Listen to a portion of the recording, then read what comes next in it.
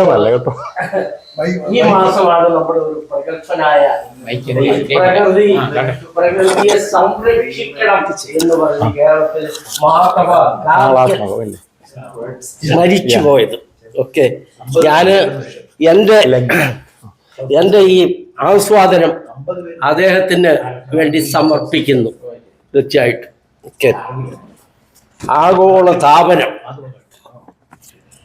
അപ്പോൾ ഈ പ്രപഞ്ചത്തെ സൃഷ്ടിച്ചു, ആ പ്രപഞ്ചത്തെ മനുഷ്യൻ സംരക്ഷിക്കുന്നില്ല എന്നാണ്, വേണ്ട വിധത്തിൽ സംരക്ഷിക്കുന്നില്ല എന്നാണ് നമ്മുടെ കവി റോയ് അദ്ദേഹത്തിന്റെ ഈ കവിത ഈ വരികളിലൂടെ വ്യക്തമാക്കുന്നത്. അത് വളരെയധികം സത്യമാണ്, പരമാർത്ഥമാണ്. നമ്മൾ നോക്കുമ്പോൾ പ്രകൃതി ക്ഷതങ്ങള്, പ്രകൃതി ക്ഷോഭങ്ങള് ലോകത്തെമ്പാടുമുണ്ട്. വെട്ടിനിരത്തപ്പെടുന്ന മലർനിരകൾ, ഹിമാലയ സാനുക്കളിൽ നിന്നുള്ള വെള്ളപ്പൊക്കം, അതേമാതിരി സഖ്യനിൽ നിന്നുള്ള നമ്മുടെ ചൂരൽ മഴ, അങ്ങനെയൊക്കെയാണ് നമ്മുടെ കൺമുമ്പില് അപകടങ്ങൾ പതിയിരിക്കുന്നു. അതെല്ലാം കണ്ടതാണ്, കേട്ടതാണ്. അപ്പോൾ അതിൻ്റെ ഉള്ള ഒരു കാരണങ്ങൾ നമ്മുടെ ശ്രീമാൻ റോയ് ഏതാണ്ട് ശാസ്ത്രീയ കവിത ആണെന്ന് വേണം പറയാൻ. ഇത് ശാസ്ത്രീയ കവിത, സയന്റിഫിക് പോയം. അതായത് സാധാരണഗതിയിലുള്ള ഒരു ഇപ്പൊ പോയം, താങ്കളുടെ കവിത ഗംഭീരമായിരിക്കുന്നു. അത് വേറെ ഒരു വേറെ ഒരു തലത്തിൽ ഇദ്ദേഹം എഴുതിയിരിക്കുന്നത്. ഇപ്പോൾ നമ്മുടെ അനുദിന ജീവിതത്തിൽ നമ്മൾ പ്രകൃതിയോട് ബന്ധപ്പെട്ടിരിക്കുന്നു. നമ്മളാണ് പ്രകൃതി. വളരെയധികം പ്രകൃതിയെ സംരക്ഷിക്കണം. പ്രകൃതിയിൽ നിന്നാണ് മനുഷ്യൻ ഉത്ഭവിച്ചത്, ഭൂമി ദേവി ഉത്ഭവിച്ചത്. അപ്പോൾ ആ ഭൂമി ദേവിയാണ്, അമ്മയാണ് ഭൂമി. അതിനെ സംരക്ഷിക്കണം. എങ്ങനെ? ഇപ്പോൾ അദ്ദേഹം പറയുന്നുണ്ട്, സസ്യശ്യാമളമായ ഭാരതം അല്ലെങ്കിൽ കേരളം അല്ലെങ്കിൽ അമേരിക്ക ഒന്നും കാണാറില്ല, ഇപ്പോൾ കാണുന്നില്ല. അപ്പോൾ അവിടെയൊക്കെ നമ്മൾ കേരളത്തിലേക്ക് ചെന്നാൽ രമ്യ ഗോപുരങ്ങളാണ് കാണുന്നത്, ഫ്ലാറ്റുകളാണ് വരുന്നത്, അനധികൃതമായ വെട്ടിനിരത്തിയ ഭൂമികള്, കയ്യേറ്റങ്ങള് ഒക്കെയാണ് കാണുന്നത്. അതെല്ലാം ആ പച്ചപ്പ് നിറഞ്ഞ അദ്ദേഹം ആ പച്ചപ്പ്, ആ പ്രകൃതി, അതിൻ്റെ ആ സൗന്ദര്യം നഷ്ടപ്പെട്ടുകൊണ്ടിരിക്കുകയാണെന്ന് വളരെ അധികം ബുദ്ധിമുട്ടോടുകൂടി, പ്രയാസത്തോടുകൂടി അദ്ദേഹം പറയുകയാണ്. അപ്പോൾ നമ്മുടെ ഒരു ഹൃദയസ്പർശിയായ ഒരു കഥയാണ് തീർച്ചയായിട്ടും.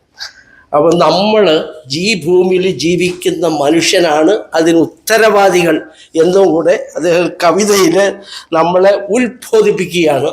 അതുകൊണ്ട് സത്വരമായ നടപടികൾ അനവരതം നമ്മൾ എടുക്കണമെന്ന് കൂടെ നമ്മളെ ഉത്ബോധിപ്പിക്കുകയാണ് നമ്മുടെ സുഹൃത്തായ കവി, യുവകവിയായ യുവാവാണല്ലോ, യുവാവാണ്. ഓക്കെ, ഹരിതം. ഓക്കെ, എപ്പോഴും ഹരിതാപമായ, ഓക്കെ, ഹരിതം പോകാൻ പാടില്ല. നമ്മുടെ കവിയും നമ്മുടെ ഹൃദയത്തിലും മനസ്സിലും എപ്പോഴും ഹരിതാപ നിൽക്കുന്ന ഒരു കവിയാണ്. Okay, thank you sir, thank you.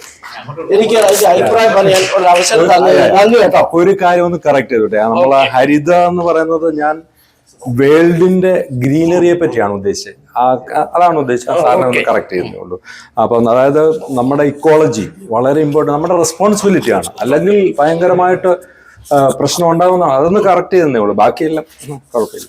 Okay, ആരെങ്കിലും അല്ല എന്നാ പോട്ടെ, നിങ്ങൾ പറ, സുരേന്ദ്രൻ പറ, ക്വിക്കായിട്ട് പറ. ഇതൊന്ന് അവസാനിപ്പിക്കാനുള്ള സമയമായി തോന്നുന്നു. അച്ഛന് പോകണം, പുള്ളിക്ക് പോകണം, അത്രേ ഉള്ളൂ. ഇതിനകത്തൊരു ചേർ പറഞ്ഞ പോലെ ഒരു സയന്റിഫിക് റിസർച്ച് പഠിക്കാൻ പോകില്ല, അതിലേക്ക് അഭിപ്രായം പറയുന്നില്ല. അപ്പൊ കവിത എന്നുള്ള ലെവലിൽ ഞാൻ അതിനെ കാണുന്നു. അപ്പൊ അതെനിക്ക് എന്നുള്ള നിർദ്ദേശമാണ് പറയാനുള്ളത്.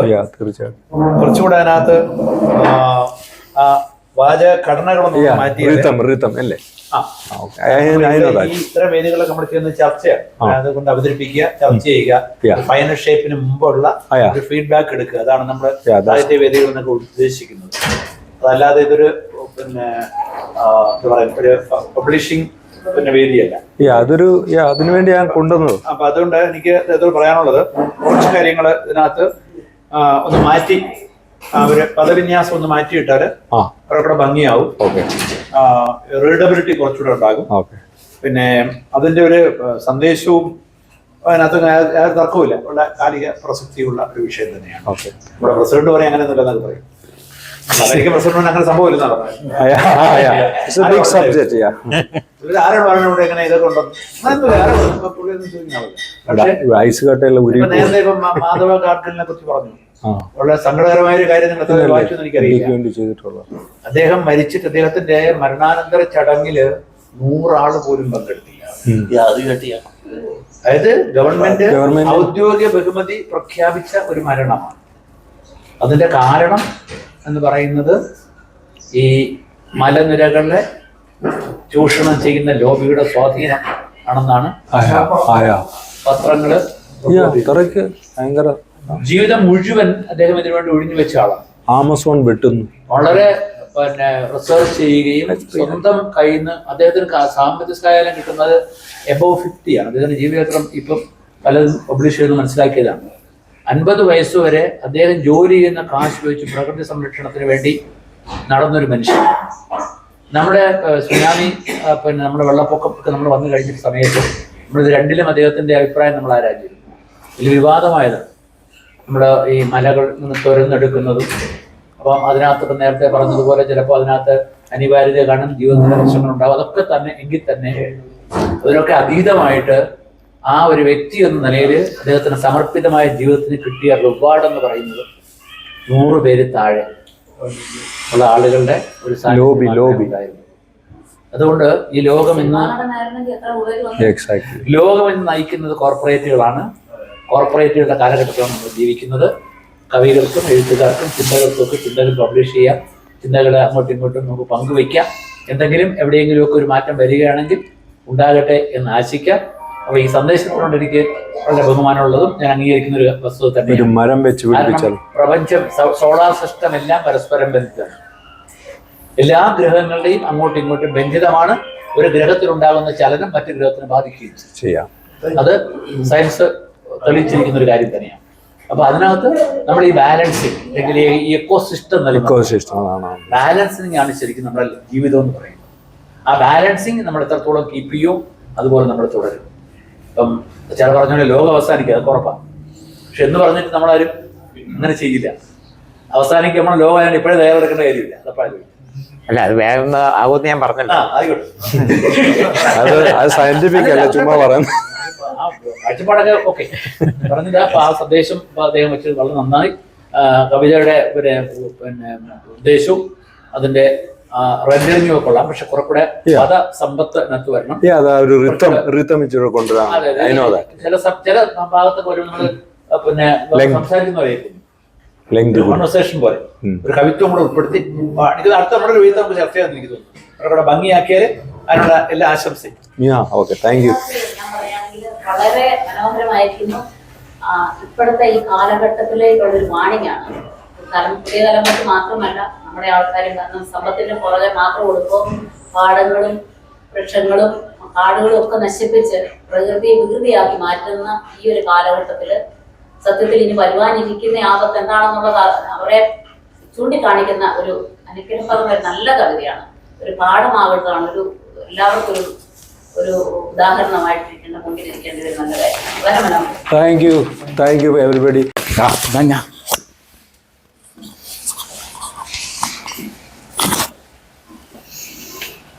എല്ലാവർക്കും നമസ്കാരം. ഈ സ്കൂൾ ഓഫ് തോട്ട്സ് അല്ലെങ്കിൽ സാഹിത്യ രംഗത്തുണ്ടായിട്ടുള്ള ബൗദ്ധിക പ്രസ്ഥാനങ്ങൾ അല്ലെങ്കിൽ ചിന്താധരണയിലുണ്ടായ മാറ്റങ്ങൾ, അതിനെക്കുറിച്ചാണ് അതിൻ്റെ ഒരു തുടക്കം അല്ലെങ്കിൽ ഒരു ചർച്ചയ്ക്കുള്ള ഒരു ഇന്ധനം എന്ന നിലയിലാണ് ഞാൻ ഈ 3 പേജ് വരുന്ന അദ്ദേഹത്തിൻ്റെ ഈ നമുക്ക് എഴുതി തയ്യാറാക്കി തന്ന ആ പേപ്പറുകളിൽ നിന്ന് മനസ്സിലാക്കുന്നത്. കാരണം ഇത് വളരെ സങ്കീർണമായ ആഴ്ചകളോളം ചർച്ച ചെയ്യാൻ പറ്റുന്നൊരു വേദിയാണ്, ഒരു വിഷയമാണ്. കാരണം നമുക്കൊരു മണിക്കൂർ കൊണ്ടോ അല്ലെങ്കിൽ ഒരു കുറച്ച് മിനിറ്റ് കൊണ്ടോ ചർച്ച ചെയ്യാൻ പറ്റില്ല. കാരണം യൂറോപ്പിൻ്റെ പ്രതിഭാസമല്ല ഭാരതത്തിൻ്റെ പ്രതിഭാസം, രണ്ടാണ്. നമുക്കറിയാം, സാഹിത്യം എന്ന് പറഞ്ഞാൽ സമൂഹത്തിൻ്റെ റിഫ്ലക്ഷനാണ്. ഒരു സമൂഹത്തിൻ്റെ പ്രതിഫലനമാണ് സാഹിത്യം. ഇപ്പോൾ യൂറോപ്പിൽ ഏകദേശം ഇതുവരെ നമ്മുടെ ചരിത്രം നോക്കുമ്പോൾ തുടങ്ങിയത് എല്ലാവരും ഒരേ സ്ഥലത്തു നിന്നാണ്. ക്ലാസിക്കൽ എന്ന് പറയുന്ന പ്രതിഷ്ഠിതമായ സാഹിത്യ സങ്കല്പങ്ങൾ എല്ലായിടത്തും ഒന്ന് തന്നെയായിരുന്നു. അത് വളരെ പുരാതനമാണ്. ഗ്രീക്ക് സാഹിത്യവും റോമൻ സാഹിത്യവും ഭാരതീയ സാഹിത്യവും ഒക്കെ തുടങ്ങിയത് ഒരേ ഭാഗത്തു നിന്നാണ്. പക്ഷെ സാംസ്കാരികമായ വ്യതിയാനങ്ങൾ അനുസരിച്ച് യൂറോപ്പിൽ ഇന്നുവരെ ഞാൻ മനസ്സിലാക്കിയെടുത്തോളം ഏകദേശം 17ഓളം സ്കൂൾ ഓഫ് തോട്ട്സ് സാഹിത്യ രംഗത്ത് വന്നിട്ടുണ്ട്.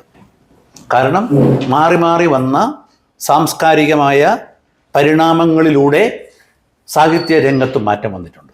കാരണം സാഹിത്യത്തിന് സമൂഹത്തിന് മാറി നിൽക്കാൻ കഴിയില്ല. സമൂഹത്തിൻ്റെ പ്രതിഫലനമാണ് സാഹിത്യം. അപ്പം അത്രയും മാറ്റം അവിടെ വന്നു. പക്ഷെ നമ്മൾ മലയാള സാഹിത്യത്തിലേക്ക് വന്നാൽ തികച്ചും വ്യത്യസ്തമായ ഒരു ഭൂമികയാണ് മലയാളത്തിലുള്ളത്. നമ്മുടെ സംസ്കാരത്തിന് കാര്യമായ വ്യതിയാനമൊന്നും വന്നിട്ടില്ല. നമ്മുടെ സാംസ്കാരിക ഭൂമികയിൽ അതിക്രമങ്ങളും ഏറ്റക്കുറച്ചിലുകളും കടന്നുകയറ്റങ്ങളും ഉണ്ടായിട്ടുണ്ട് എങ്കിൽ പോലും നമ്മുടെ ഭാഷയും നമ്മുടെ സാഹിത്യവും ഒരു പരിധിവരെ നമുക്ക് സംരക്ഷിക്കപ്പെടാൻ കഴിഞ്ഞിട്ടുണ്ട്. അതുകൊണ്ട് ഈ പറഞ്ഞ ഈ വ്യതിയാനങ്ങളൊന്നും തന്നെ കാര്യമായി മലയാള സാഹിത്യത്തെ ബാധിച്ചിട്ടില്ല. ഞാൻ മലയാള സാഹിത്യം മാത്രം പറയാൻ ഉദ്ദേശിക്കുന്നത്, കാരണം ഈ വലിയൊരു വിഷയമായതുകൊണ്ട് മറ്റു ഭാഗങ്ങളിലേക്ക് പോകുന്നില്ല. അപ്പോൾ മലയാള സാഹിത്യത്തിൽ നമ്മൾ ആദ്യം പറഞ്ഞ പോലെ ക്ലാസിക്കൽ സാഹിത്യം, അവിടെ നമ്മളെല്ലാവരും ഒരേ സ്ഥാനത്ത് തന്നെയായിരുന്നു. ഈ സാഹിത്യം തുടങ്ങുമ്പോൾ പിന്നെ ഇവിടെ പലരും പറഞ്ഞ പോലെ കവിതയാണ് ആദ്യ രൂപം. സാഹിത്യത്തിൻ്റെ ആദ്യത്തെ രൂപം എന്ന് പറയുന്നത് പ്രഭവസ്ഥാനം എന്ന് പറഞ്ഞ കവിതയാണ്. കവിതയില്ലാതെ ഒരു സാഹിത്യം ഉണ്ടായില്ല. കവിതയാണ് സാഹിത്യം. നമുക്കറിയാം ആദ്യ കൃതി രാമായണം, അത് കവിതയാണ്. ഇപ്പം ഒഡീസി ആയാലും എലിയഡ് ആയിരുന്നാലും ഏത് നോക്കിയാലും അതിലെല്ലാം അതിൻ്റെ രൂപം എന്ന് പറയുന്നത് കവിതയാണ്. അപ്പോൾ അവിടെ നമ്മൾ ഒരുമിച്ച് തുടങ്ങി. അത് കഴിഞ്ഞ് നമ്മുടെ മലയാള സാഹിത്യ രംഗത്ത് നമ്മൾ കാണുന്നത് അവിടെ നിന്ന് വന്നൊരു മാറ്റം എന്ന് പറയുന്നത് നമ്മുടെ മണിപ്രവാള സാഹിത്യം. ഇവിടെ ഇരിക്കുന്ന ഇപ്പോൾ ജോൺ മേത്തേക്കാടിനൊക്കെ വളരെ സീനിയറായി ഈ കാര്യത്തെക്കുറിച്ച് വായിക്കുകയും പഠിക്കുകയും ചെയ്തിട്ടുള്ള ആളാണ്. മണിപ്രവാളം സാഹിത്യ സംസ്കൃതത്തിൻ്റെ പിടിയിൽ നിന്ന ഒരു കാലഘട്ടം, മലയാളത്തിന് തനതായ ഒരു വ്യക്തിത്വമില്ലാത്ത ഒരവസ്ഥ. അപ്പം നമ്മൾ ഈ ക്ലാസിക്കൽ രംഗത്ത് നിന്നിട്ട് മണിപ്രവാള സാഹിത്യത്തിലേക്ക് പോകുന്നു. ആ മണിപ്രവാള സാഹിത്യത്തിൽ നിന്നും മലയാളത്തെ മോചിപ്പിച്ചത് എഴുത്തച്ഛനാണ്. അതുകൊണ്ടാണ് നമ്മൾ എഴുത്തച്ഛനെ ഭാഷാ പിതാവ് എന്ന് പറയുന്നത്.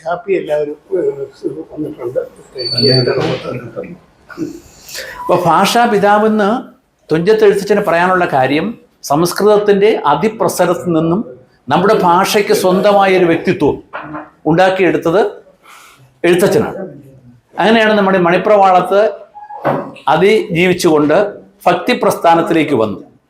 അപ്പം പിന്നെ എഴുത്തച്ഛൻ്റെ കൂടെ ചെറുശ്ശേരിയും അതുപോലെയുള്ള കുറേ എഴുത്തുകാർ വരുന്നത് ഭക്തി അധിഷ്ഠിതമായിട്ടാണ്. അതിവിടെ സൂചിപ്പിച്ചതുപോലെയാണ്. കാരണം ക്ലാസിക്കൽ രംഗത്ത് നിന്ന് അടുത്ത മാറ്റം നമ്മൾ ഉണ്ടാകുന്നത് ഭക്തിയിലോട്ടാണ്. കാരണം ക്ലാസിക്കലിനെ അധികരിച്ച് നടന്ന രചനകളെല്ലാം തന്നെ ഭക്തി പ്രസ്ഥാനമായിരുന്നു. പക്ഷെ മലയാളത്തിൽ ഭക്തി പ്രസ്ഥാനത്തിലുള്ളവറ്റ് എഴുതുന്ന ആളുകളും എഴുതാൻ ആഗ്രഹിക്കുന്ന ആളും മനസ്സിലാക്കേണ്ട ഒരു വലിയ കാര്യം, ആ മാറ്റത്തിലൂടെയാണ് നമ്മുടെ ഭാഷയ്ക്ക് ഒരു ആസ്തിത്വം ഉണ്ടാക്കിയെടുക്കാൻ കഴിയുന്നത്. ഭക്തി പ്രസ്ഥാനമാണ് മലയാള ഭാഷയ്ക്ക് ഒരു ആസ്തിത്വം സാഹിത്യ രംഗത്ത് ഉണ്ടാക്കിയെടുത്തത്.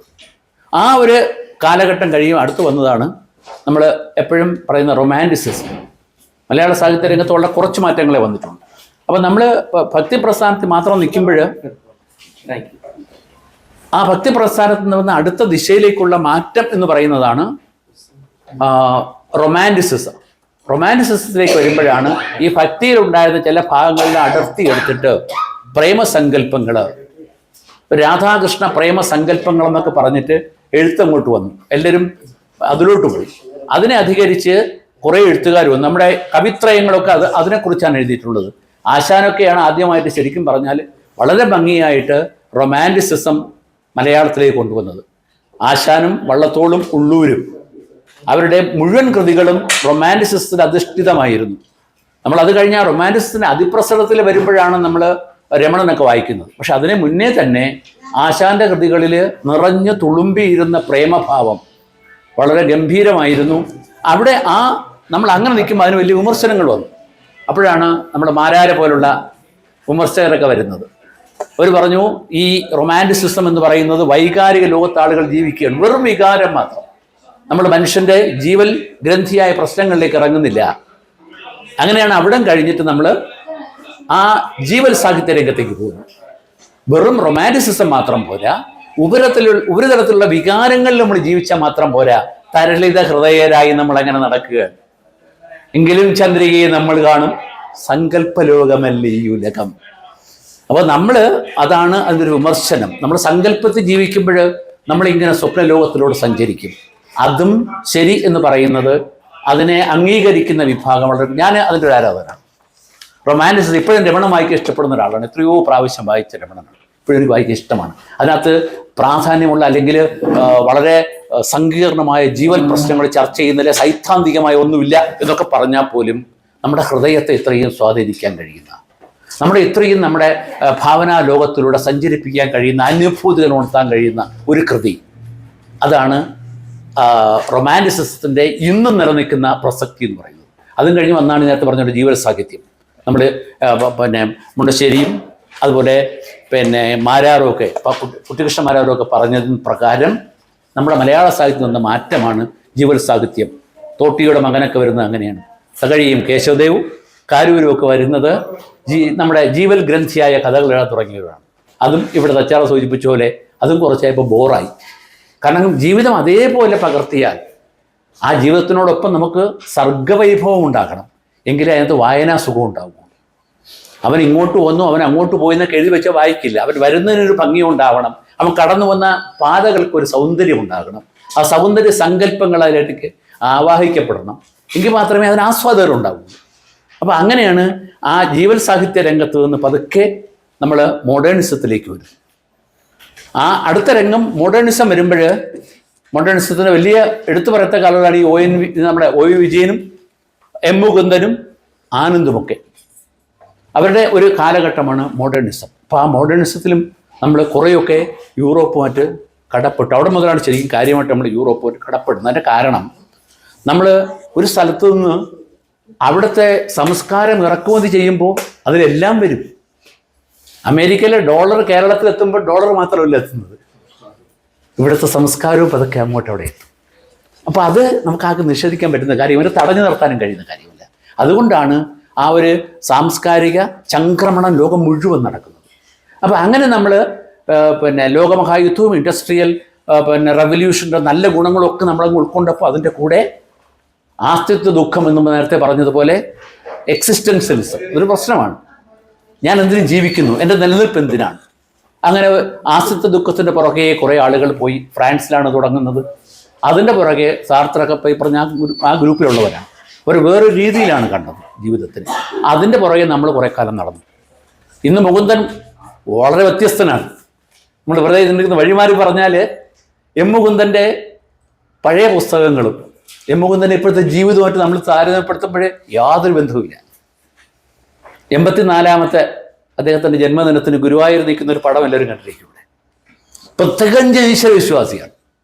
എല്ലാത്തിനെയും തള്ളിപ്പറഞ്ഞ് ആസ്തിത്വ ദുഃഖം പേറി ലോകം മുഴുവൻ സഞ്ചരിച്ച ആളാണ്. നമ്മളൊക്കെ ചെറുപ്പകാലത്ത് ഭയങ്കരമായിട്ട് ആവാഹിച്ച ഒരു എഴുത്തുകാരനാണ് ഡൽഹി കഥകളും അതുപോലുള്ള എത്രയോ ഞാൻ പുസ്തകങ്ങളുടെ പേര് സമയം കളയുന്നില്ല, കുറേ പുസ്തകങ്ങൾ നമുക്ക് എടുത്ത് പറയാനുണ്ടാവും. അപ്പോൾ ആ കാലത്ത് നിന്നാണ് നമ്മൾ അടുത്ത് ഉത്തരാധുനികതയിലെത്തി. അപ്പോൾ നമ്മളിപ്പോൾ നിൽക്കുന്ന ഉത്തരാധുനികതയിൽ. ഉത്തരാധുനികയുടെ ഏറ്റവും വലിയ പ്രത്യേകത എന്ന് പറയുന്നത് ഈ സ്വത്വവാദം ഏറ്റവും കൂടുതൽ ഉയർന്നിരിക്കുന്നത് ഈ കാലഘട്ടത്തിലാണ്. സ്ത്രീ പെണ്ണെഴുത്ത്, സ്ത്രീ സ്വാതന്ത്ര്യം, സാറാ ജോസഫ്, NS മാധവൻ തുടങ്ങിയ പുതിയ ഇന്നത്തെ തലമുറയിലുള്ള സുഭാഷ് ചന്ദ്രൻ, ഇവരെല്ലാം തന്നെ ഇത് മുറുകെ പിടിക്കുന്നവരാണ്. മാധവിക്കുട്ടി ഉണ്ടായിരുന്നു ആ രംഗത്ത്. അപ്പം അതുപോലെ തന്നെ ദളിത് സാഹിത്യ രംഗത്ത് നിന്ന് മാറ്റി നിർത്തിയ ഒരു വലിയ വിഭാഗത്തിൻ്റെ തിരിച്ചുവരവ്, അല്ലെങ്കിൽ അവർക്ക് പ്രോത്സാഹനം കൊടുത്ത് അവരെ കൊണ്ടുവരിക, അവർക്ക് അവരുടെ കൃതികൾ പ്രസിദ്ധീകരിക്കാൻ സഹായം കൊടുക്കുക, അവരുടെ ഭാഗം കേൾക്കുവാൻ സാഹിത്യ ലോകം കാതോർക്കുന്നത്, അതാണ് ഉത്തരാധുനികത. അപ്പോൾ ഇന്ന് ഈ ഉത്തരാധുനികത നമ്മൾ നിൽക്കുമ്പോൾ ഇവിടെയും വളരെ പുതിയ പുതിയ പുതിയ പ്രതിഭാസങ്ങൾ വരുന്നുണ്ട്. ഏറ്റവും പുതിയത് നമ്മളിപ്പോൾ കാണുന്നൊരു പ്രതിഭാസം എന്ന് പറയുന്നത് കഥയ്ക്ക് ഉള്ളിലെ കഥയാണ്. ഈ ഉത്തരാധുനികതയിലെ മലയാള സാഹിത്യം പരിശോധിക്കുമ്പോൾ നമുക്ക് കാണാൻ കഴിയുന്ന ഒരു പ്രത്യേകതയാണ് കഥയ്ക്ക് ഉള്ളിലെ കഥ. ഇപ്പോൾ TD രാമകൃഷ്ണനെ കുറിച്ച് വായിക്കുന്ന ആൾക്ക് അറിയാൻ പറ്റും. അദ്ദേഹത്തിൻ്റെ ആധുനിക കാലത്ത് ഇപ്പോഴത്തെ എഴുത്തുകൾ ഫ്രാൻസിസ് ടിക്കോരയുടെ പുസ്തകം ഇപ്പം അത് കണ്ണാശ പ്രസിദ്ധീകരിച്ചുകൊണ്ടിരിക്കുന്നത്. അപ്പോൾ അദ്ദേഹത്തിൻ്റെ കൃതികൾ, TD രാമകൃഷ്ണൻ്റെ കൃതികളൊക്കെ നമുക്ക് വായിക്കുമ്പോൾ കഥയ്ക്കുള്ളിലെ കഥ, അവിടെയും നമ്മുടെ എം മുകുന്ദൻ്റെ ഒരു പ്രധാനപ്പെട്ട ഒരു കഥാപാത്രമുണ്ട്. EMS സ്വാധീനിക്കുന്ന ഒരു അപ്പക്കുട്ടൻ എന്ന് പറഞ്ഞ പുസ്തകത്തിൻ്റെ പേര് ഞാൻ പറഞ്ഞു. അതിൻ്റെ കഥ എന്ന് പറയുന്നത് ഒരു ചെറുപ്പക്കാരൻ വളരുന്നു, അയാളുടെ ചിന്തയിൽ കമ്മ്യൂണിസം എങ്ങനെ അയാളെ ആവാഹിക്കുന്നു. അപ്പക്കുട്ടൻ ഇങ്ങനെ ദിവസം കഴിയും തോറും ഒരു കമ്മ്യൂണിസ്റ്റായി മാറുന്നു. ആ കമ്മ്യൂണിസ്റ്റായ അപ്പക്കുട്ടൻ അവസാനം എഴുത്തുകാരനായി തന്നെ മാറുന്നു. അതായത് കഥാപാത്രത്തിലൂടെ ജീവിക്കുന്ന കഥാകൃത്ത് സ്വന്തം ആത്മാവിനെ അതിൽ പ്രതിഷ്ഠിച്ചുകൊണ്ട് അതിൻ്റെ പ്രതിരൂപം ഏറ്റെടുക്കുന്ന ഒരു പുതിയ പ്രവണത. അതാണ് ഇപ്പം നമ്മൾ എത്തി നിൽക്കുന്ന ഉത്തരാധുനികതയുടെ പുതിയ ഒരു കാലഘട്ടം എന്ന് പറയുന്നു. അപ്പോൾ വളരെ ഇൻട്രസ്റ്റിംഗ് ആണ്. പക്ഷെ അതേസമയം ഇത് കേട്ടോണ്ടിരിക്കാൻ ബോറുമാണ്. നിർത്തുകയാണ്. കാരണം ഇത് സൈദ്ധാന്തികമായി നമ്മൾ സംസാരിക്കുന്ന വിഷയങ്ങളാണ്. അപ്പം അത്ര ഒരു ലാഘവത്തോടെ നമുക്ക് പിന്നെ പോകാൻ പറ്റത്തില്ല. മാത്രമല്ല ഇത് വായിക്കുമ്പോൾ ഒറ്റ വായനയ്ക്ക് പിടിതരുന്നതുകൊണ്ട് ഇതിൻ്റെ വളരെ സങ്കീർണമായ വശങ്ങൾ, അതിൻ്റെ വിലയിരുത്തലുകൾ, അടിസ്ഥാനപരമായി നമുക്ക് എത്തിച്ചേരാൻ പറ്റുന്ന ഒരു കൺക്ലൂഷൻ. സാഹിത്യം എന്ന് പറയുന്നത് സമൂഹത്തിൻ്റെ പ്രതിഫലനമാണ്. ഒരു സമൂഹം സഞ്ചരിക്കുന്ന അനുസരിച്ച് അതിന് മാറ്റം വന്നുകൊണ്ടേയിരിക്കും. അതിനെ ഒരു ശൃംഖലയ്ക്കുള്ളിലും ഒരു ബന്ധന അവസ്ഥയിൽ നമുക്ക് പിടിച്ചു നിർത്താൻ കഴിയില്ല. അപ്പം അങ്ങനെ സഞ്ചരിക്കുന്നു, നമ്മൾ സഞ്ചരിക്കുന്നു, ലോകം സഞ്ചരിക്കുന്നു, രാഷ്ട്രീയം സഞ്ചരിക്കുന്നു, അതിൻ്റെ കൂടെ സാഹിത്യവും സഞ്ചരിക്കുന്നു. ആ സാഹിത്യത്തിൽ രാഷ്ട്രീയമുണ്ടാകും, രതിയുണ്ടാകും, സാമ്പത്തികമുണ്ടാകും, രാഷ്ട്രീയത്തിൻ്റെ പിന്നാമ്പുറങ്ങളുണ്ടാകും, അതോടൊപ്പം തന്നെ ചതിക്കുഴികളുണ്ടാകും. ഇതെല്ലാം തന്നെ ഉണ്ടാകും. ഇതിനെയൊക്കെ നമ്മൾ സർഗാത്മകമായി എങ്ങനെ അവതരിപ്പിക്കുവാൻ കഴിയും? ഈ ഓരോ പ്രവണതയും നമുക്ക് ആളുകൾക്ക് റീഡബിലിറ്റി അല്ലെങ്കിൽ ഒരു വായനാസുഖം ഉണ്ടാക്കുന്ന രീതിയിൽ എങ്ങനെ എഴുതി ഫലിപ്പിക്കുവാൻ കഴിയുമോ അവനാണ് കാലത്തെ അതിജീവിക്കുന്ന എഴുത്തുകാരൻ. ആ എഴുത്തുകാരൻ ഉണ്ടാകുന്ന സംരംഭത്തിലായിരിക്കണം നമ്മുടെയൊക്കെ ശ്രദ്ധ. നമുക്ക് ഒരുപാട് എഴുത്തുകാരുണ്ടാകട്ടെ. ഈ വിവിധ സ്കൂളുകളിലൂടെ നമ്മുടെ ആസ്വാദന ശേഷി ഉയരട്ടെ എന്ന് മാത്രം പറഞ്ഞുകൊണ്ട് ഞാൻ അവസാനിപ്പിക്കും. NSS ഹൈസ്കൂളിലാണ് പഠിച്ചത് മുഴുവൻ.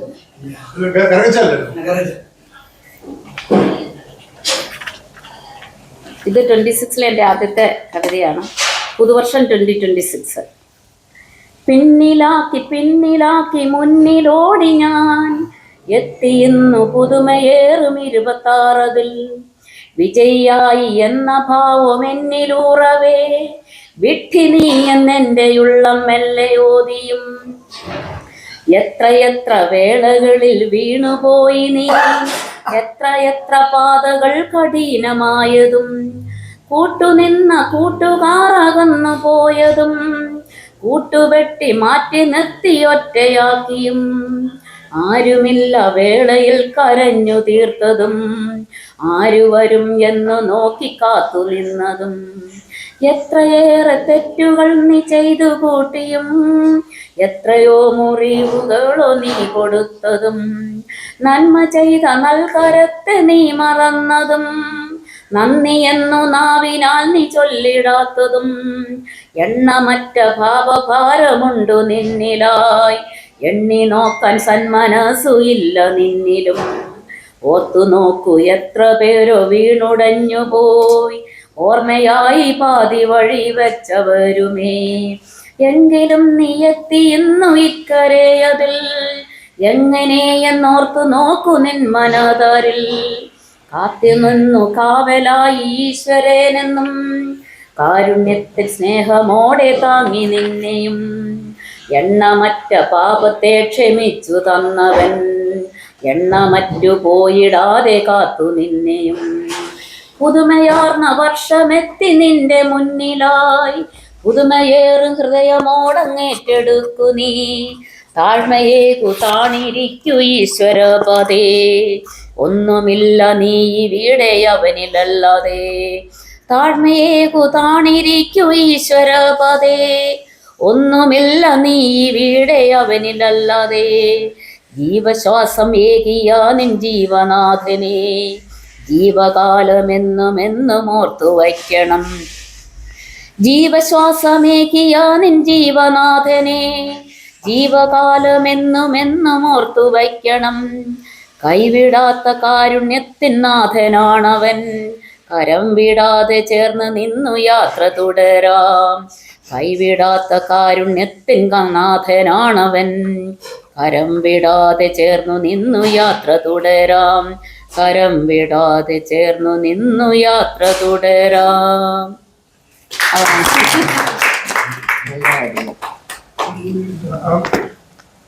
അല്ല ഇപ്പൊ രണ്ട് കവിത കേട്ടോണ്ട് നമുക്ക് ഗോഡ് വില്ലിംഗ് നെക്സ്റ്റ് അങ്ങനെയാണെങ്കിൽ